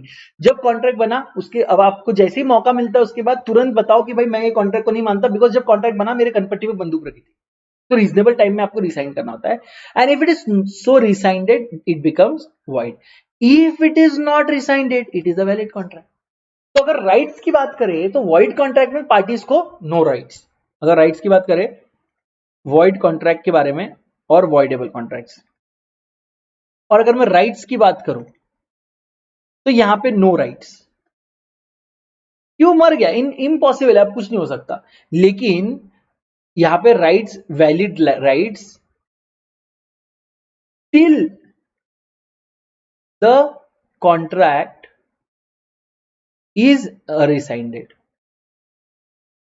जब तक कि उसके कॉन्ट्रैक्ट को आप कैंसल नहीं बोलते तब तक के सारे राइट सबके वैलिड रहेंगे। सेलर का, बायर का, सबका, जिसने बंदूक रखी उसके भी राइट सब बराबर रहेंगे।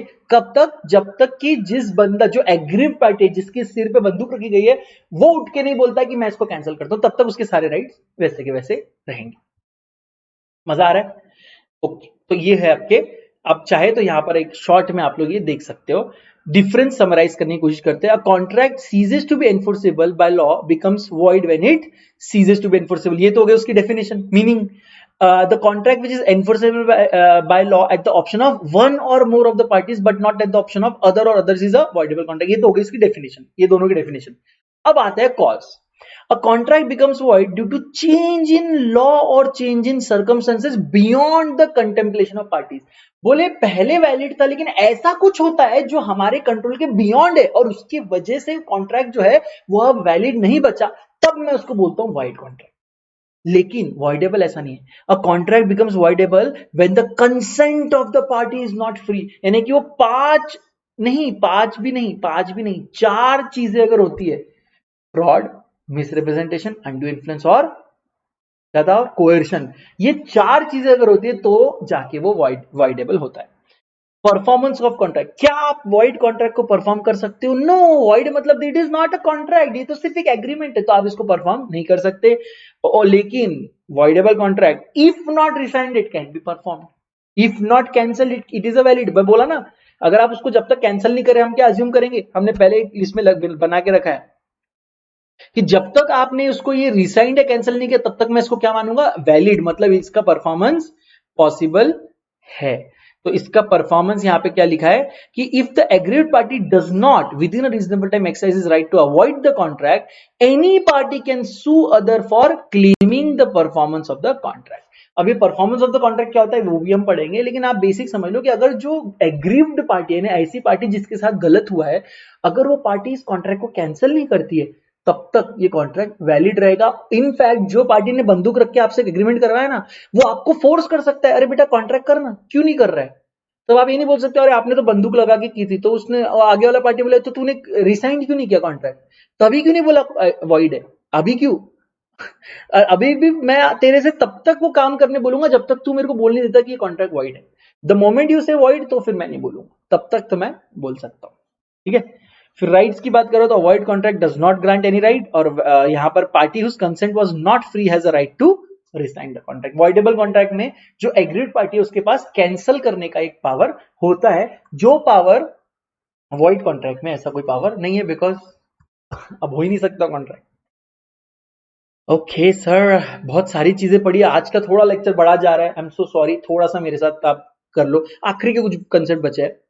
अब देख लो सर, इलीगल कॉन्ट्रैक्ट, अब आपको नाम समझ गया, ये कुछ भी डिफिकल्ट नहीं है समझने। इलीगल कॉन्ट्रैक्ट मतलब a contract to murder someone, a contract to बोलते ना do theft or forgery or murder or some any kind of mischief which is illegal, ये तो illegal. It is a contract which the law forbids to be made, ऐसे contract जो law बोलता है कि बेटा ऐसे कोई कॉन्ट्रैक्ट मत बनाओ। The court will not enforce such a contract, but also the connected contracts. अब ये बहुत इंपॉर्टेंट पॉइंट, ये बहुत इंपॉर्टेंट पॉइंट।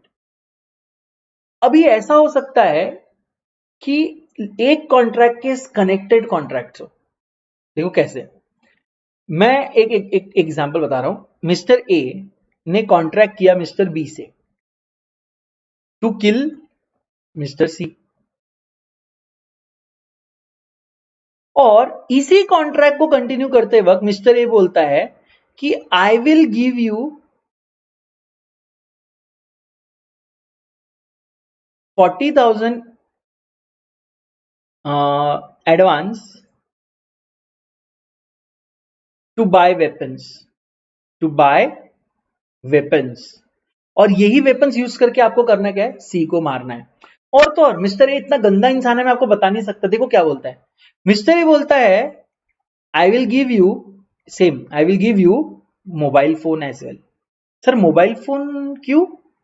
आपको वीडियो रिकॉर्डिंग करना है मर्डर करते वक्त, और ये वीडियो रिकॉर्डिंग करने के लिए जो मोबाइल है वो भी मैं आपको दूंगा। ऐसे 3 कॉन्ट्रैक्ट हो गए। ठीक है, मेन कॉन्ट्रैक्ट क्या है ये। अब अगर आप ये देखो ये कॉन्ट्रैक्ट, तो ये आपको लगेगा कि सर ये तो इलीगल है, क्यों? A contract to murder someone is illegal. लेकिन a contract in which an advance is given to buy a weapon, it may or may not be legal. Sir weapon खरीदना हमेशा इलीगल नहीं होता, legal भी weapon खरीदे जा सकते हैं। तो ये मे or may not B illegal, ये तो सर पक्का इलीगल है। इलीगल नहीं, लीगल क्यों? Contract to give a mobile phone is a legal contract, इसमें क्या प्रॉब्लम है? मैं आपको किसी को भी मैं मोबाइल खरीदने का कॉन्ट्रैक्ट कर सकता हूं कि मैं भाई तेरे लिए मैं मोबाइल खरीद के दे रहा हूं, बस कॉन्ट्रैक्ट। तो सर ओके, इसका मतलब सर एक कॉन्ट्रैक्ट इलीगल है और दूसरे उसके साथ साथ चिपके हुए 2-4 और कॉन्ट्रैक्ट है जो मे or may not B illegal. लेकिन इलीगल कॉन्ट्रैक्ट्स के बारे में एक चीज ध्यान रखना, अब आपको ये गलत लग रहा होगा ना, आपको ये गलत लग रहा है ना सर, मोबाइल भी क्यों, उसको एडवांस भी क्यों देने दे रहे, सब गलत चीज है। कोर्ट को भी और दुनिया को भी और लॉ बनाने वालों को भी ये चीज समझ में आ गई।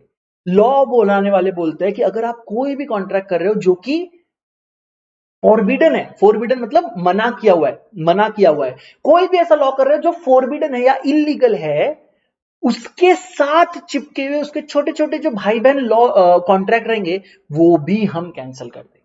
देखो, हाँ देखो, it is a contract which the law forbids to be made.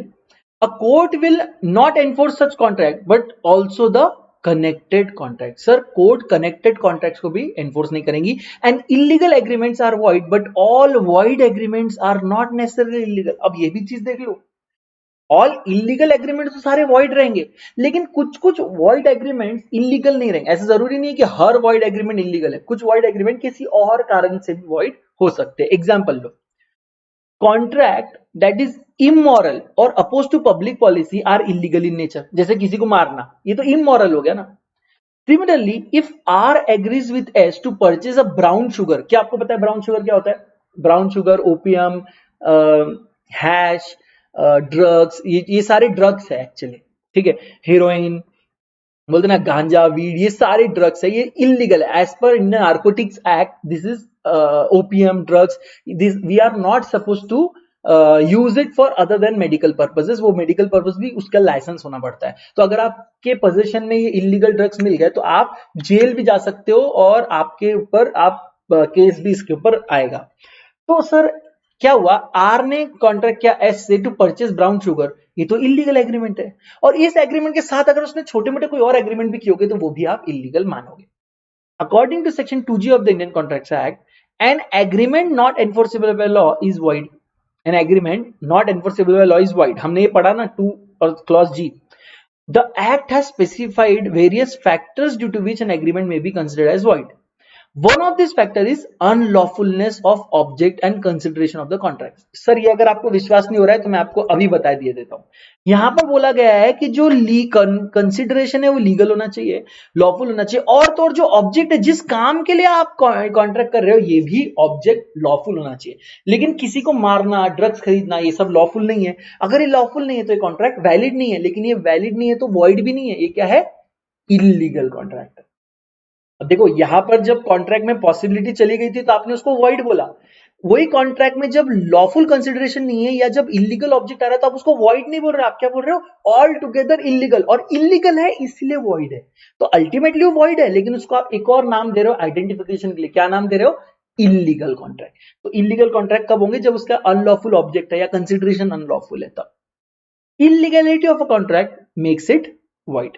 The illegal and void agreement differ from each other. अब ये भी देखना है आपको, कब मैं कॉन्ट्रैक्ट को इलीगल बोलूं, कब मैं उसको वॉइड बोलूं। सर ये तो बहुत कंफ्यूज होगा, क्योंकि आप बोल रहे हो कि ये अगर नहीं है, पॉसिबिलिटी नहीं है, तो आप बोल रहे हो वॉइड है, लेकिन अगर लीगल ऑब्जेक्ट नहीं है तो आप बोल रहे हो वॉइड के पहले इलीगल है और इसीलिए वॉइड है। तो ये कैसे समझेगा कि क्या क्या नहीं रहा तो इलीगल है? ये जानने के लिए मैं आप आगे वाली ये स्लाइड देखो। ये जो चार चीजें आपको दिख रही है, ये चार चीजें पढ़ने से, आई नो बहुत बड़ा हो रहा है, प्लीज देखो थोड़ा, कभी कभी तो मैं पढ़ाता हूं यार इतने ईमानदारी से, थोड़ा थोड़ा कर लो ना प्लीज प्लीज, थोड़ा सा आज थोड़ा एक्सटेंड करो। लेकिन आज कैसा ना, ये पूरा एक कैटेगरी कंप्लीट कर लेंगे, आधा छोड़ा ना मेरे को नींद आएगी ना आपको नींद आएगी, ठीक है? तो थोड़ा सा प्लीज को, all illegal agreements are void, सारे के सारे इलीगल एग्रीमेंट्स आर वॉइड होते हैं।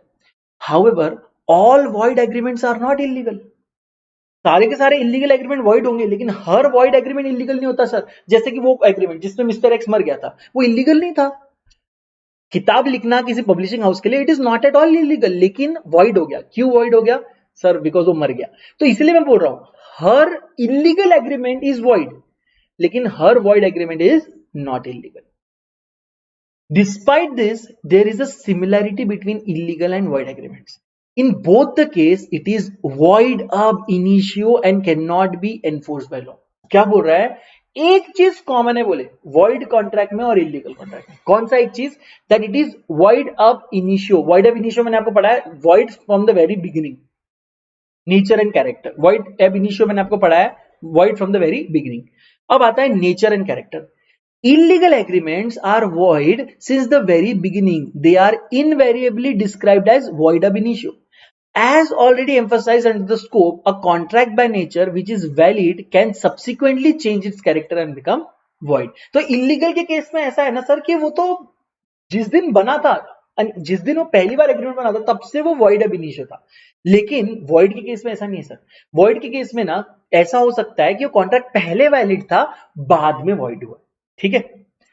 Effect on collateral transaction. In case of illegal contract, even the collateral transactions, namely transactions which are to be complied with before or after concurrently along with the main contract also becomes not enforceable. ये ऐसा बोल रहा है, ये इसकी बात कर रहा है कि भाई ये है मेन कॉन्ट्रैक्ट। ये क्या है? ये है सर मेन कॉन्ट्रैक्ट। लेकिन ये जो दो कॉन्ट्रैक्ट्स है ना, ये दो कॉन्ट्रैक्ट्स को आप बोलते हैं कोलैटरल। कोलैटरल मतलब कि भाई ये कॉन्ट्रैक्ट करने के लिए आपको ये दो कॉन्ट्रैक्ट भी करने पड़ेंगे, बराबर है ना। आपको उसने बोला कि सी को मार दे, लेकिन उसके पहले क्या बोला? ये एडवांस ले और बंदूक खरीदने जा। एक और काम बोला, एक काम कर, ये मोबाइल भी ले या ये मोबाइल खरीद और ये मोबाइल से वीडियो रिकॉर्डिंग करना। तो अगर आपको वो मर्डर करना है तो उसके पहले आपको गन खरीदने जाना है और उसके पहले आपको मोबाइल भी खरीदने जाना है। फिर जब मर्डर करोगे उस मोमेंट पे आपको साइमल्टेनियसली कॉन्ट्रैक्ट नंबर सी करना है। क्या कॉन्ट्रैक्ट नंबर सी क्या बोलता है? रिकॉर्ड। तो जब भी इलीगल कॉन्ट्रैक्ट हो रहा है तो हो सकता है उसके साथ या उसके पहले या उसके बाद आपको कुछ और भी कॉन्ट्रैक्ट में एंटर करना पड़ रहा है। अगर ऐसा कुछ आपको करना पड़ रहा है तो ऐसे भी सारे कॉन्ट्रैक्ट्स वॉइड हो जाते हैं। किस केस में? इलीगल के केस में। लीगल के केस में ऐसा नहीं है। तो यहां पर इसने वही बोला है, in contrast, in case of voidable contract, the collateral transaction can be enforced despite the fact that the main contract may become voidable to the extent the collateral transaction are capable of being performed independently. बोले voidable contract के case में क्या हो सकता है कि main contract में आपके सिर पे बंदूक लगा के वो साइन किया हो, लेकिन उसके साथ के जो छोटे छोटे कॉन्ट्रैक्ट्स होते हैं वो आप चाहो तो उसको कर सकते हो, वो तो void नहीं रहेंगे। पेनल्टी और punishment. All illegal agreements are punishable under different law, say like Indian Penal Code. क्या आपने इंडियन पिनल कोड सुना है? इंडियन पिनल कोड वो पेनल्टी देता है आपको जब आप कुछ कोड या लॉ ब्रेक करते हो। तो ऐसा हो सकता है कि अगर आप इलीगल कॉन्ट्रैक्ट कर रहे हो तो आपको कोर्ट इसके ऊपर सजा दे। अब सिंपल है भाई, किसी को मारने की सुपारी दे रहे हो तो कोर्ट आपको माफ करेगा क्या? करेगा क्या? इलीगल काम है तो आपको उसकी सजा देगा court. Whereas parties to a void agreement do not face such penalties. अब मिस्टर एक्स मर गया तो इसका मतलब ये नहीं ना कि मिस्टर एक्स के जो लीगल रिप्रेजेंटेटिव उसके बच्चे रहेंगे तो कोर्ट आके उसके बच्चे को बोलेगी तेरा बाप क्यों मरा? Why did your father die? किससे पूछ के मरा? तू चल जेल में। बोले भाई मैं क्यों जेल में जाऊं? मेरे पापा का एक्सीडेंट में मर गए, मेरी क्या गलती? तो ऐसा कुछ नहीं होगा। मैं आपको एग्जांपल दे रहा था। वॉइड एग्रीमेंट में आपके ऊपर कोई लीगल पेनल्टी नहीं होगी, लेकिन इलीगल एग्रीमेंट में आपके ऊपर लीगल पेनल्टी होगी। मैं आपको ये सब क्यों पढ़ा रहा हूं? ताकि आप वॉइड एग्रीमेंट को और इलीगल एग्रीमेंट को सेपरेट रख सको। सर वॉइड एग्रीमेंट जो होता है ना पहले वैलिड होता है, बाद में void. Illegal agreement is void ab initio, void since the very beginning. और तो और सर नेचर और कैरेक्टर अगर आप देखोगे तो वॉइड एग्रीमेंट जो होते हैं ना वो पहले वैलिड और बाद में इनवैलिड है, लेकिन वॉइड अब इनिशियो होते हैं इलीगल कॉन्ट्रैक्ट, यानी कि ये पहले से ही वॉइड रहेंगे। और सर अगर आप वॉइड कॉन्ट्रैक्ट कर रहे हो या वॉइडेबल कॉन्ट्रैक्ट कर रहे हो तो उसके जो कोलैटरल एग्रीमेंट्स है वो चलते रहेंगे, लेकिन अगर आप इलीगल एग्रीमेंट कर रहे हो तो उसके कोलैटरल एग्रीमेंट्स भी वॉइड हो जाते हैं, इलीगल हो जाते हैं। और अगर पेनल्टी और पनिशमेंट की बात करो तो सर वॉइड कॉन्ट्रैक्ट पे कोई पेनल्टी नहीं लगती, लेकिन इलीगल कॉन्ट्रैक्ट पे हो सकता है आपके ऊपर पेनल्टी लगे या आप जेल भी जा सकते हो। तो यहां पर एक समरी दी है कि void agreement is not necessarily illegal. Illegal agreement is always void. Not forbidden under law, these are forbidden under law. Parties are not liable for any punishment under law, parties are liable for punishment under law. And it is not necessary the agreement collateral to void agreement में also भी void. ऐसा कुछ नहीं है कि collateral agreement जो होंगी void agreement को वो भी वॉइड रहेंगे, ऐसा कुछ नहीं। वो हो सकती है अपने अलग से, लेकिन अगर इलीगल एग्रीमेंट है और उसके जो भी कोलैटरल है एग्रीमेंट होते हैं वो हमेशा वॉइड होते हैं। ठीक है, इसका एग्जांपल भी हमने लिया कि भाई तू बंदूक खरीद लिया या तू वीडियो कैमरा लेके आया, तो वो सारे एग्रीमेंट वॉइड हो जाएंगे क्योंकि वो इलीगल, मेन एग्रीमेंट ही इलीगल है, लेकिन वॉइडेबल या वॉइड के केस में ऐसा नहीं होता है। आई होप आपको मैंने बहुत अच्छे से ट्राई किया है डिफरेंस समझाने का, तो आई होप आपको ये डिफरेंस समझ में आया। अब हम आते हैं लास्ट, हमारे अब एकदम स्लाइड एंड हो रहा है, last type of contract in case of validity. वो है अनएनफोर्सेबल कॉन्ट्रैक्ट। अब ये ध्यान से देखो क्योंकि इसके तो एग्जांपल आपको बुक में मॉड्यूल में भी नहीं दिए, तो प्लीज थोड़ा यहां ध्यान दे दो। बस ये खत्म है, लास्ट है, सॉरी सॉरी, इसके बाद कभी इतना बड़ा वीडियो नहीं बनाऊंगा। Unenforceable contract, where a contract is good in substance, but because of some technical defect, absence in writing या barred by limitation, one or both the parties cannot sue upon it, it is described as unenforceable contract.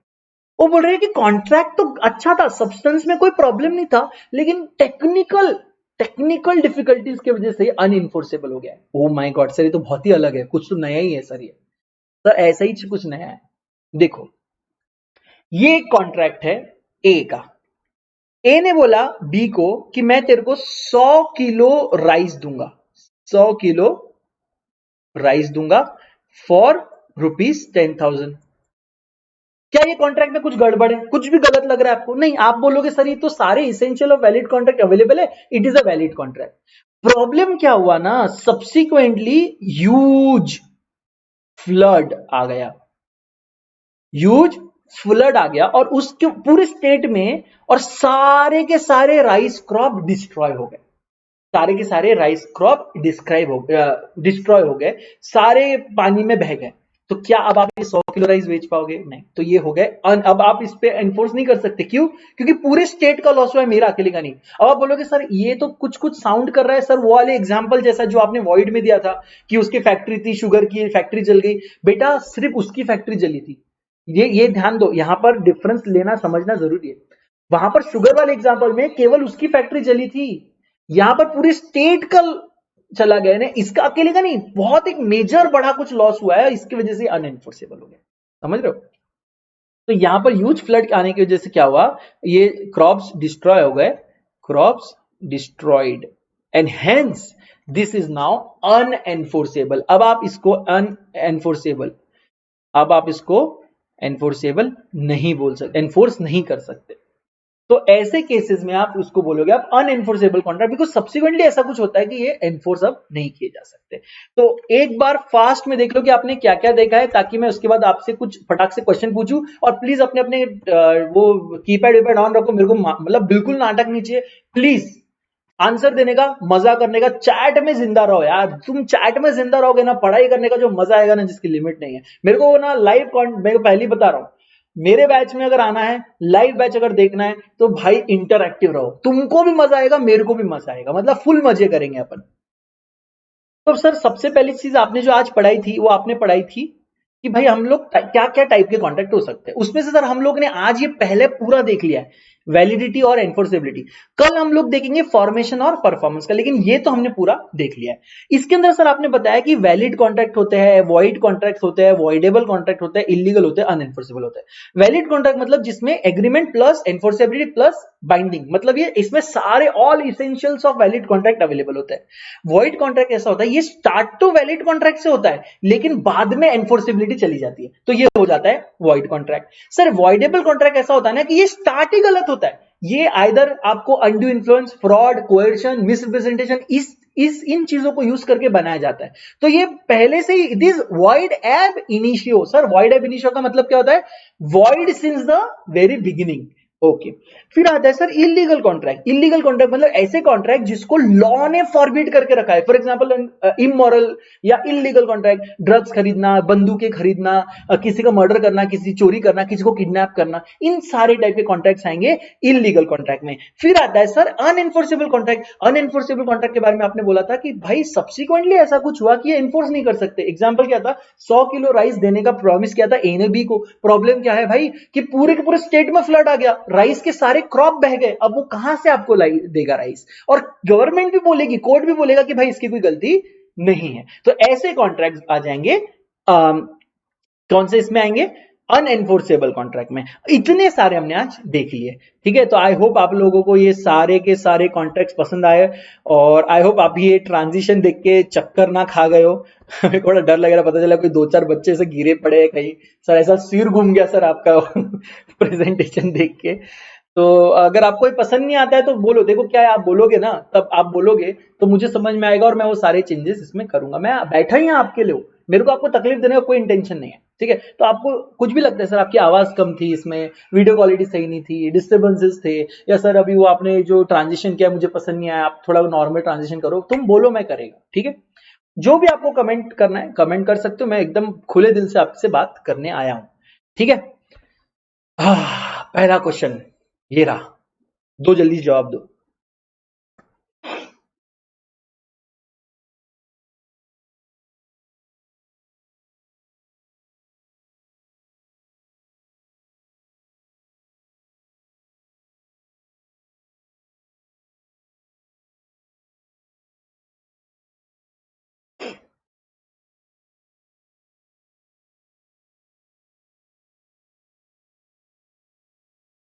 Yes, answer is not enforceable in court of law, correct, ठीक है।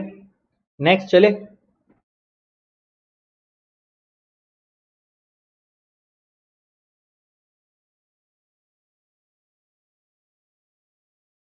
Easy लग रहा है ना, ऐसे easy question आएंगे, अपन इतना detail पढ़ रहे हैं कि आपको कोई क्वेश्चन पढ़ के डर नहीं लगेगा।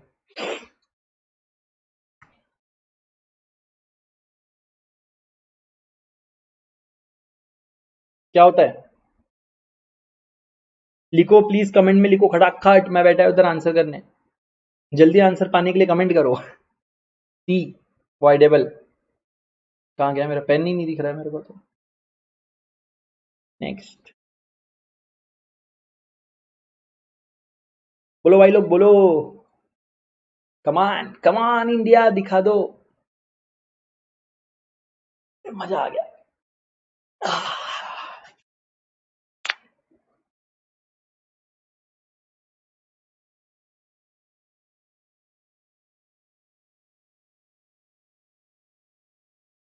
फटाक से पहला आंसर आना चाहिए तुम लोग का, ऐसे इतनी देर तक नहीं रुकने का। कंसेंट नहीं है, फ्री कंसेंट नहीं है, मतलब वॉइडेबल है। And second last,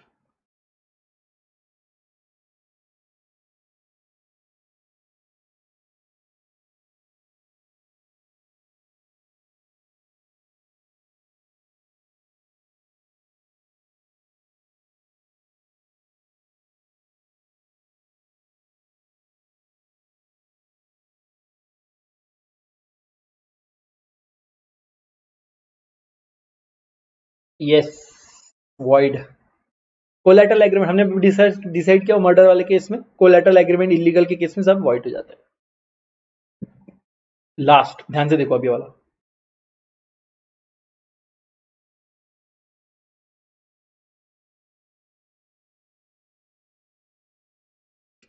something similar we have studied.